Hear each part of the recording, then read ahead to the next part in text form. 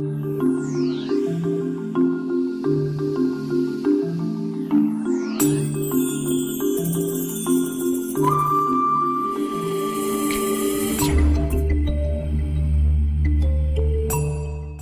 એ જ રીતે મને લાગે છે કે તમે લોકો જે સમલૈંગિક છો તમને પણ પોતાની જાતને કોઈ દિવસ પણ ગિલ્ટી કોન્શિયસ નહીં થવું જોઈએ કે તમે કંઈ ખોટું કરી રહ્યા છો.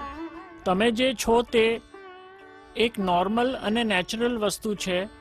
એક પુરુષ હોય તો પુરુષ તરફ આકર્ષણ હોય અથવા તો સ્ત્રી હોય તો સ્ત્રી તરફ આકર્ષણ હોવું એ બહુ જ નોર્મલ અને નેચરલ વસ્તુ છે. સાયન્સે પણ કીધું છે કે એ એક માનસિક રોગ નથી. તો આપણે શું કામ બીવું જોઈએ? પોતાની જાતને આપણે સ્વીકારવું જોઈએ કે અમે જે છીએ એને સ્વીકારવાથી જ સૌથી મોટું અમને પોતાને ફાયદો છે. Two accept once self. તમે જે પોતાની જાતને સ્વીકારશો કે હું જે છું, જે સમલૈંગિકતા તમે છો, સમલૈંગિક છો, તે તમે પોતે જે સ્વીકારશો તો તમે સમાજમાં તમે નિડર થઈને રહી શકો છો અને એક ગર્વ મહેસૂસ કરો કે અમે જે છીએ એના માટે અમને ગર્વ છે.